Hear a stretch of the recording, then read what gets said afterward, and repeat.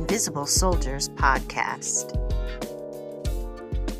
Welcome to the Invisible Soldiers podcast. Happy New Year. I'm Corey. I'm Rebecca.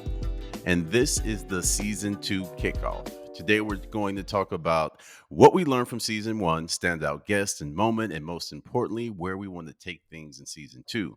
What do you guys want to see us do to shake things up and make things better? So with that, welcome to the pod. What up, B? What up, doe? Welcome to 2024. Yes. How are you? I'm pretty good today. Shaking off a cold, but happy to It's be back. cold all over the nation for the most part, even in Texas. It's crazy. Yeah. Below zero weather all over the country. Global warming. How was your holiday? How was your New Year? And how has it been landing into work? Busy end of the year. Good holiday, restful, kind of rejuvenated a little bit, and back busy again. So yeah, no rest for the Yeah. weary. Yeah. No How rest for about the you? weary. Same, quiet, restful, and then I feel like we press play and everyone is on fire, pitching new business, kicking Yep. off, waiting for Yep. scopes. But I feel like rested, but also maybe a little weary as well, just because I think the state of the world is uncomfortable, Mm-hmm. and feeling that at work too. For sure. Um, what's new? What happened? Anything crazy happened? Oh well, Katt Williams. That has changed the whole landscape of this whole thing of content creation and podcasts and all of that. And truth telling too. Like I think what I really enjoyed, or well, I guess perception of truth Uh, telling maybe. truth venting. How about that? How about Truth, that? Yeah. How about- truth venting.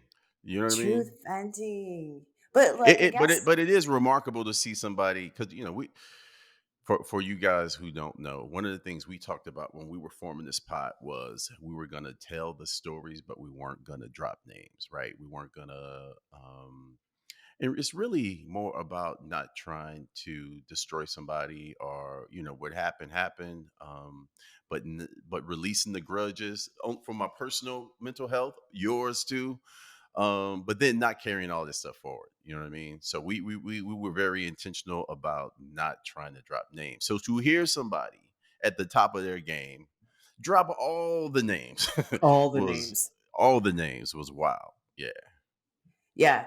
Do you think in this new era of, and I like what you called it truth venting. Do you think that we are past the surrealism that we've seen and the fakeness? And like, do you think we'll see more people telling the truth or at least sharing? Well, here's the thing. Everybody has a truth, right? But everybody's truth isn't compelling. Mm, And everybody can't articulate their truth in a compelling way.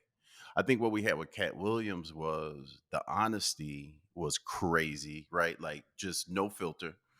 Um, and it was captivating because he could articulate it in a in a way that let you know it was a peek inside of him, right? It let you know like this dude is very calculated, cunning, petty, um, Ready.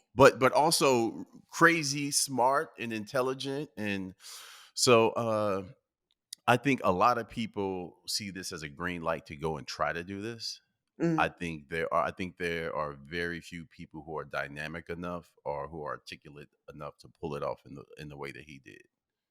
that's true. And that's fair. 'Cause- And I think that's what I also like what we're doing here, though, is because we are highlighting the truths of what it's like to be in this industry. Because for me, Mhm. with Katt Williams, it was such a eye opener to see how comedy works and who really were the players and who got Yes. put on, A but peek who was behind that curtain that we never get to, you know what I mean? Like we never get to see what that peak is behind that curtain. And there are and a lot of without curtains.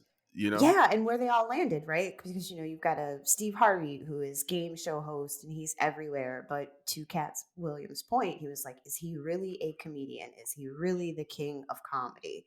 Right? Does Yeah. he really not want to be a movie star? Like all of Well, those he things didn't were just mention anybody who wasn't successful. I mean, Ricky fair. Smiley, national syndicated radio show. You know, he does shows. Said the Entertainer, same thing. Multiple TV shows, movie appearances, comedy specials. You know what I mean? So like nobody he named is insignificant, or we wouldn't be talking about it. It's true. It's true. But it's fun to see a little energy behind this genre as well. Like, I think that while he did have a lot of truth telling, he also brought some energy now. Cause I don't know about you, but after I watched that, I went and probably watched 15 or 20 stand ups from all of them just to kind of like Okay. see Yeah. Yeah. Yeah. who Yeah. would Yeah. Yeah. really make me laugh. Like, especially because when they started talking about like, Bernie and like where he sat in the lineup. Like, I mean, he really pulled the curtain back to see how things were Had you produced. seen the other Club Shay Shay interviews?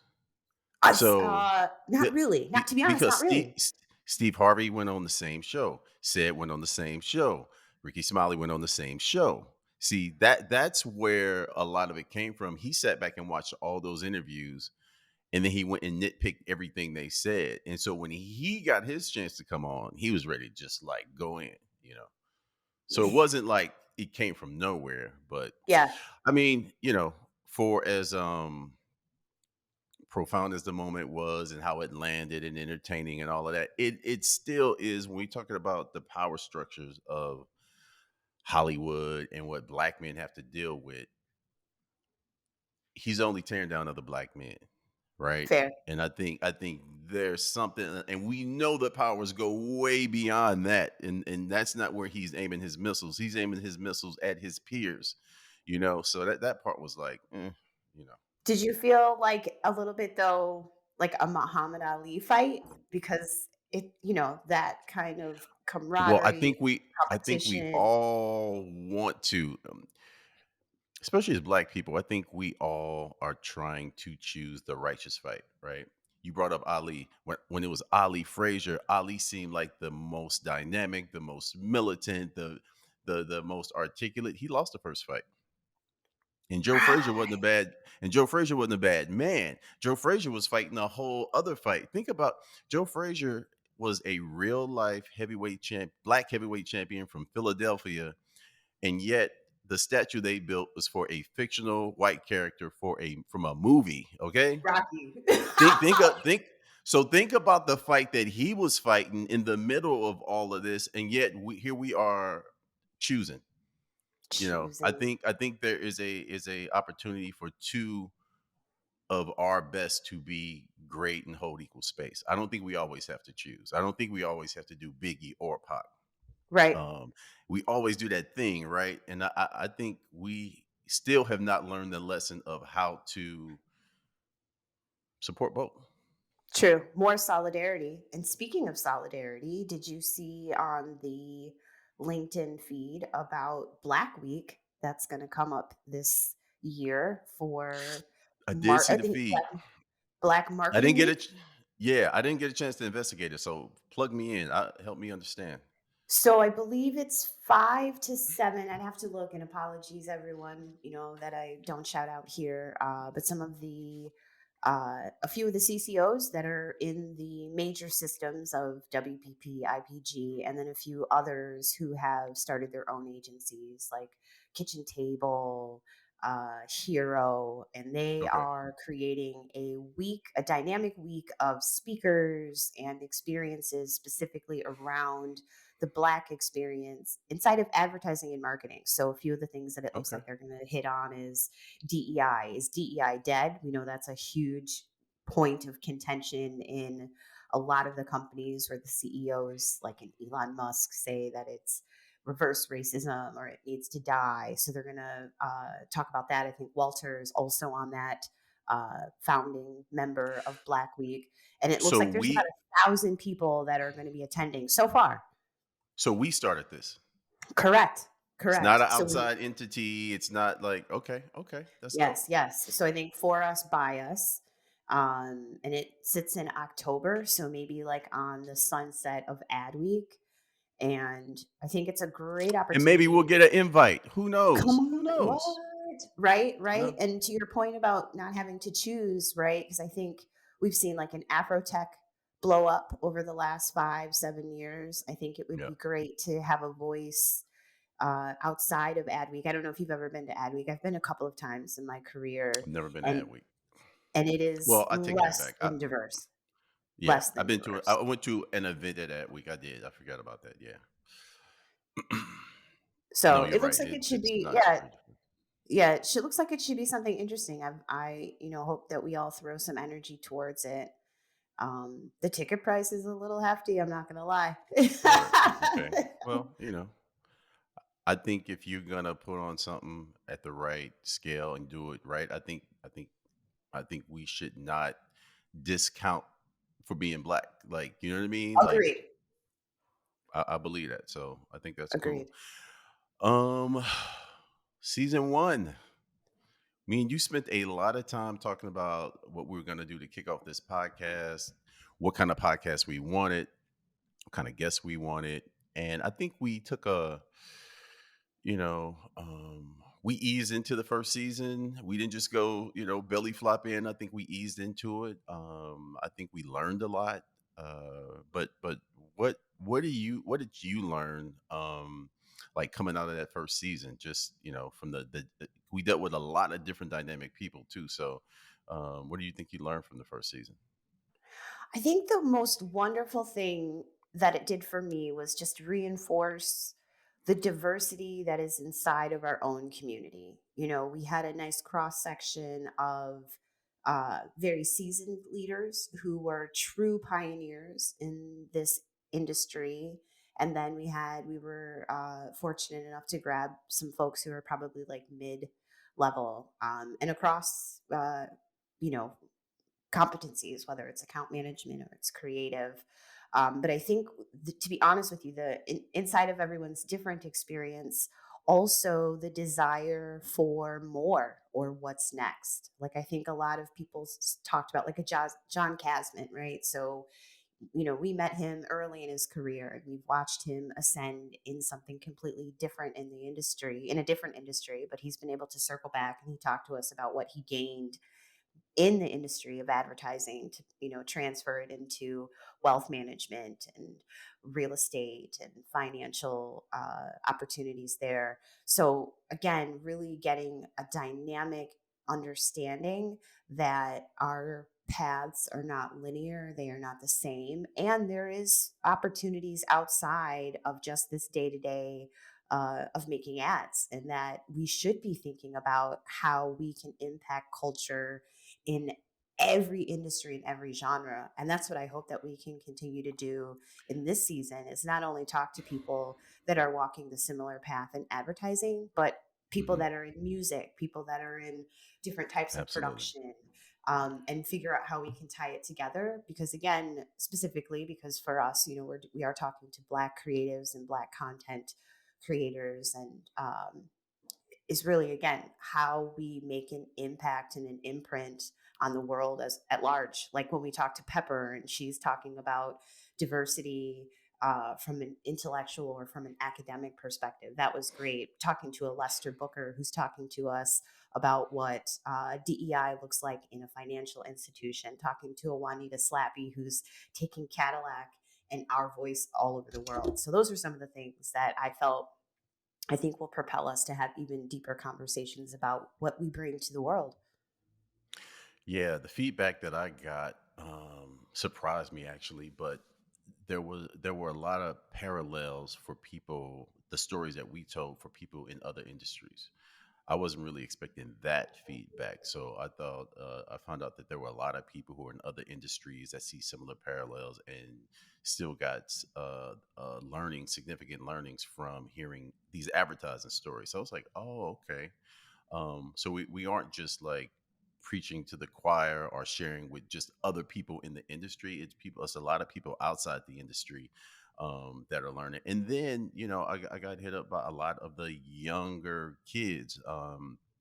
I've been I've been working with my alma mater, University of Missouri. Mizzou, what up? What up? And I've spoke to a class or two, and I've gotten reached out by a lot of kids who are just saying, "Wow, I didn't know like these were the things that were going on," and like I'm in a lot. I think I'll be in a better place knowing this information going in to it. You know what I mean? So that was also kind of eye opening. So yeah. Yeah, and I hope that we can continue to create a space where people feel comfortable. And if folks that are listening and now watching, as I was thinking about as we move from audio to visual too, is the dynamic that we used to have when we used to be in person. When I would just, 100 years ago, when I would just walk by your office and be like, "Did you hear about such and such?" Right. Right? Right. Like being able to find that solidarity and the camaraderie too, I think was also really great to catch up with people and then also to hear stories about how we've all impacted each other in such positive ways.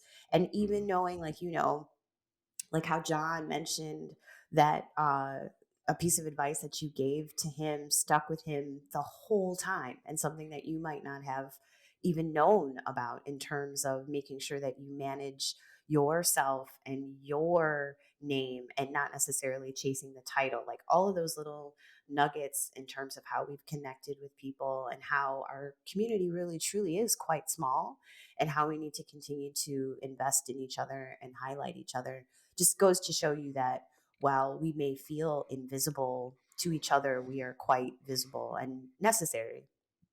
And I want to give a shout out to Lewis Williams because I Louis. went back and looked at all the numbers, he ended up with the pod that had the most listens. So shout out, shout out to Lewis. Uh, yeah, no, there were a lot of good learnings throughout. A lot of people reached out to me about Jason's episode where he talked about imposter syndrome. Once again, I think that's one that people could see a lot of parallels across different industries, and even just different phases of life, different walks of life, different moments in life where you just don't feel like you're that dude when really you're on the path to becoming that dude or that woman. So yeah. Yeah, it's incredible. It's incredible. So where do we go from here? Um, I think I talked to you about this a little bit. I want to go big fish hunting. I want to Yeah. go,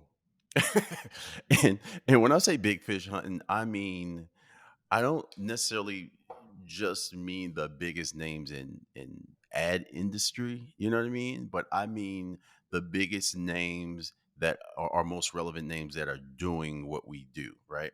There's a lot of people who have cracked the code on personal branding in a way that like wow.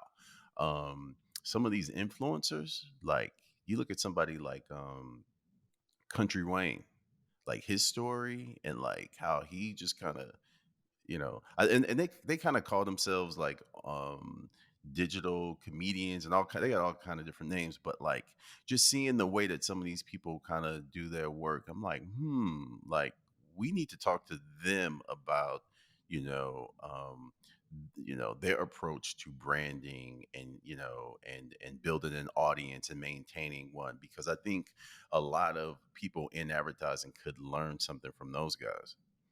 It's true. It's true. Do you find that, and I feel like we might have talked about this before, but like the traditional ad person versus these new content creators, like in terms of how ideas are generated or how hype is generated on the platforms, and how in an ad agency it requires a whole department and budgets and Yes. timelines, and like that it's almost like a juxtaposition of something that cool that comes out overnight versus an idea that you've been baking for a whole year.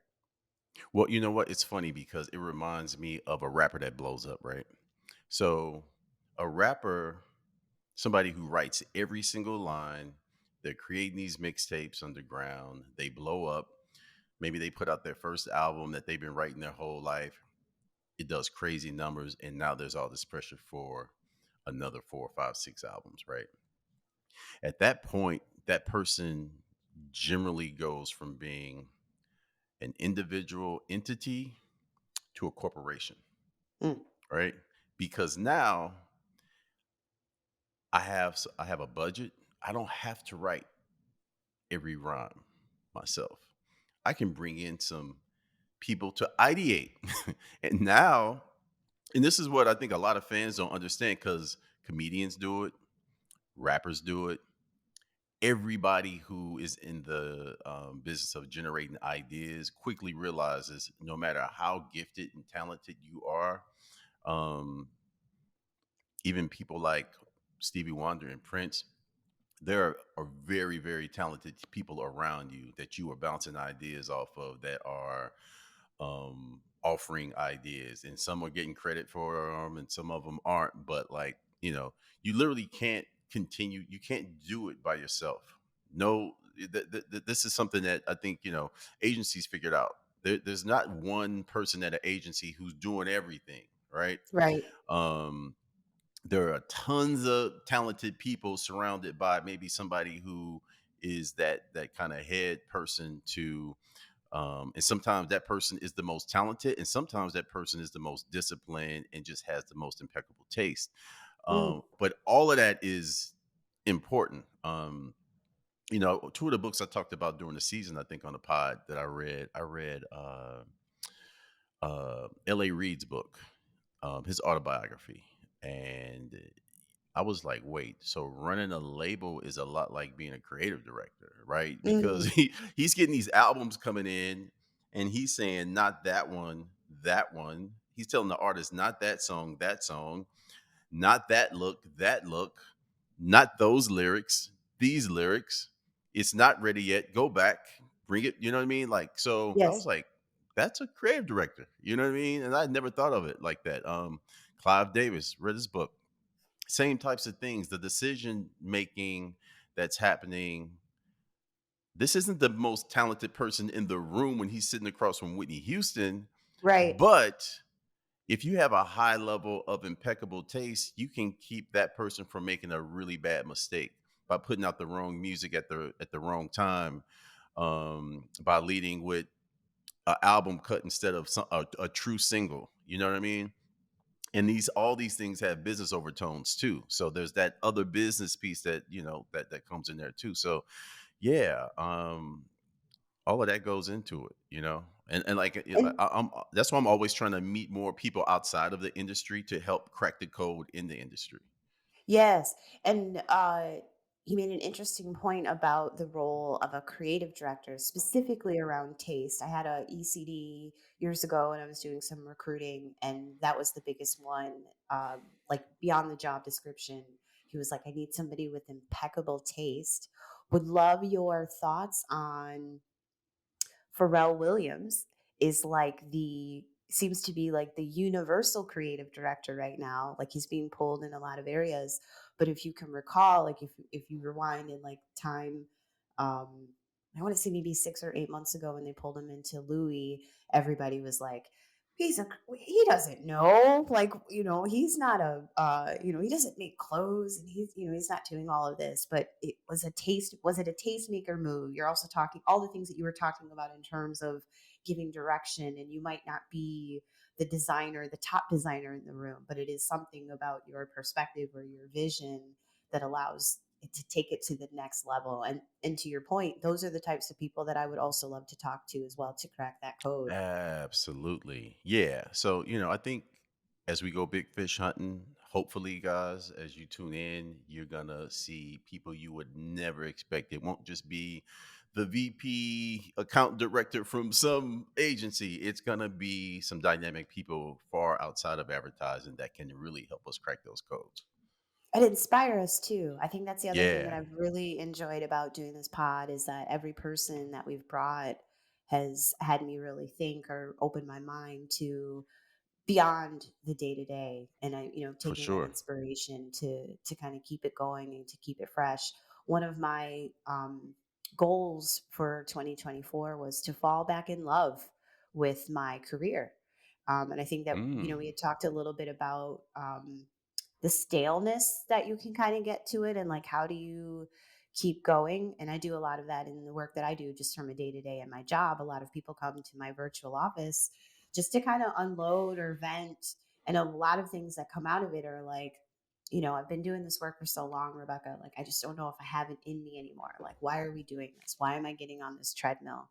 And so being able to talk to other people that have other ventures, other ideas.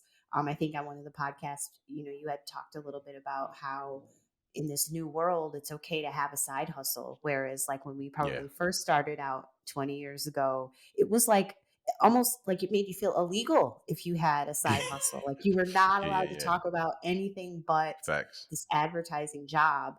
But I think in order for us to be inspired, you have to have those external outlets, like, if those of us who those that listen to our pod, if you go back, you'll hear about Corey talking. He was in the poetry scene in Detroit, and like what that did in terms of his writing and in terms of your creative direction. Like, being a full creative in order to output, I think, is really important, and I think we've showcased that a lot on this pod too. Yeah. And the work ethic. I think I think the old school work ethic has kind of been lost a little bit. And there is a new standard that's different, and it's not just in advertising. I think it goes across the board. I think when I watch a lot of NBA, and the old school players say, "Well, guys today don't do what we were doing," and so um, yeah, I hope that like we can get some of the work ethic back, but I also think in order for that to happen, we have to reward in a different way. I think it Hmm. needs to be worth it for people. Because I think the days of grinding away with these little kind of incremental kind of bump ups, and I think there has to be a new way to keep people enticed.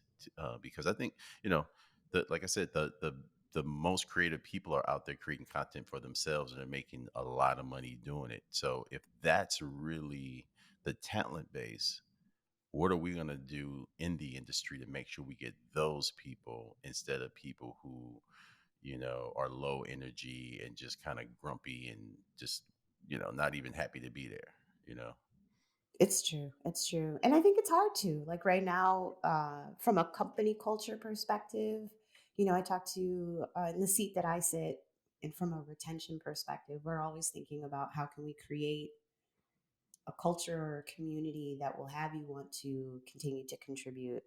And it's hard right now. Just, we're virtual. Sometimes we get together. How do we create experiences in the day to day beyond the difficult production of things? Like, again, I can't just walk past Corey's office and be like, oh my God. And then Mike shows up and then Alima's on the other side. Like, we're not, those types of things aren't happening. So, like, even in trying to figure out how to be intentional in terms of where we go, which is like, again, Black Week will be exciting to see. We did an episode on Can last year. So it'll be interesting to see what kind of culture will show up at that event, yep maybe what happens in advertising week. But, like, again, trying to find more places for us to connect and to really just fellowship, I think, is also really important. And for young people, again, to find more mentors, people, kind of pulling back. I think that was a great theme in a lot of the people that we spoke with, in terms of they always had a story about who was there at the beginning and what inspired them, and who's continuing to give them that bit of a fire to move forward.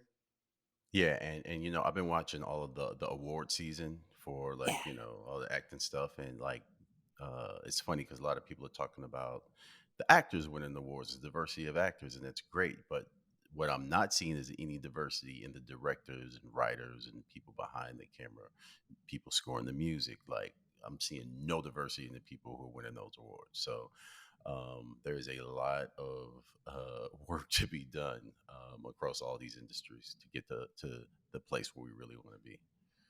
It's true. It's true. And I hope we get to talk about some of the timely things that are happening, whether it's in our industry or in the world, and how the world Hey, impacts I what we would do love to every do a day. whole pod on Cat Williams.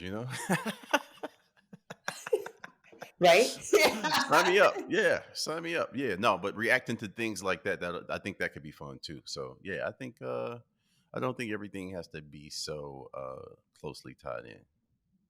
It's true. It's true.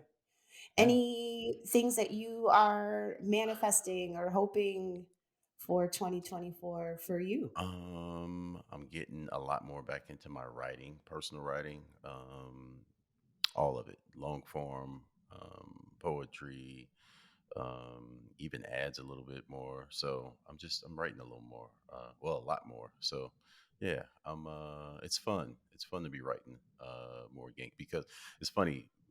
Writing is like, it really is like, putting an antenna on top of your house.